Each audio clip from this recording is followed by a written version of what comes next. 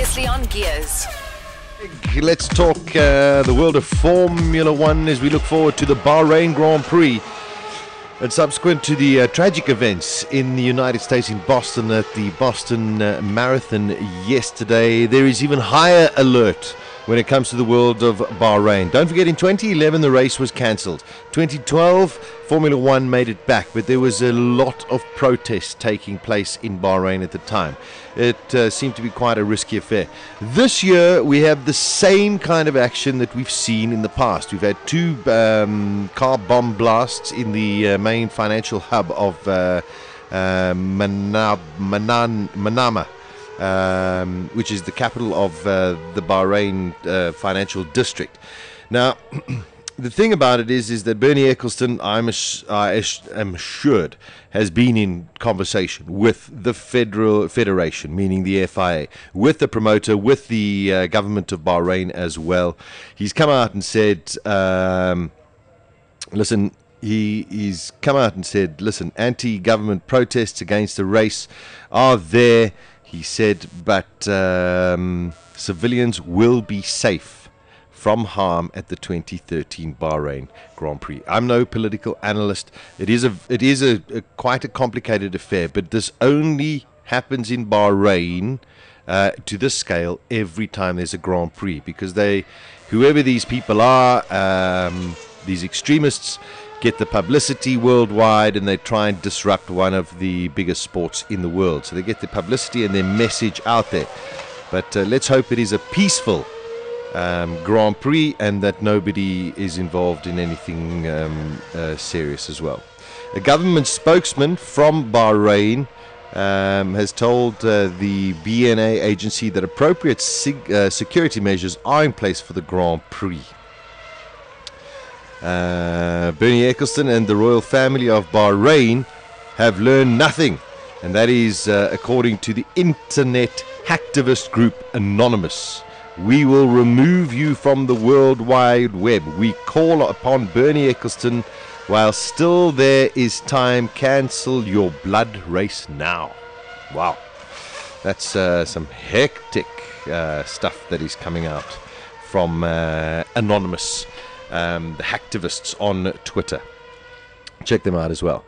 Moving on, Lotus have denied that Kimi Raikkonen will switch to Red Bull Racing in 2014. That comes from the team owner, Gerard Lopez.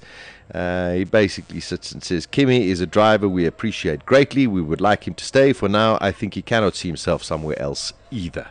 Money talks, Mr. Lopez.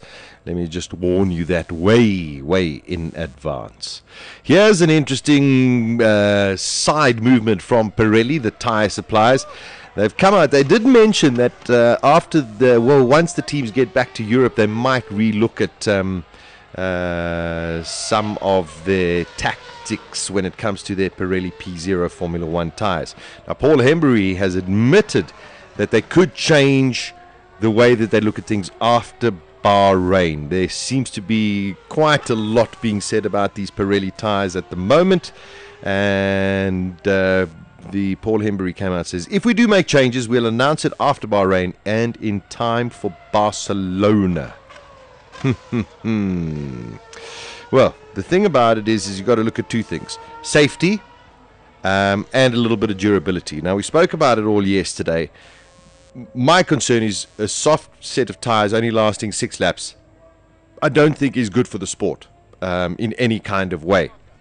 I think it does make for great racing, but 6 laps is just not enough. I mean, that's the equivalent of like 30 kilometers, and your tyres are done. I don't think that's enough. So let's see what Pirelli decide to do there afterwards. Also, Martin Whitmarsh and the McLaren organization have come out and basically told Sergio Perez, their new driver, to get a little bit of a hurry up. Only 3 Grand Prix for McLaren at the moment, and he's already being said, hey, listen, you're going to have to get your performance up. These are the risks of joining teams like McLaren, like Red Bull, like Ferrari, like Mercedes. You have to be on it from the start. So quite a lot of pressure building on the young Mexican as well. Sauber boss Manisha Kaltenborn believes that Formula One should think carefully about how to better prepare rookie drivers.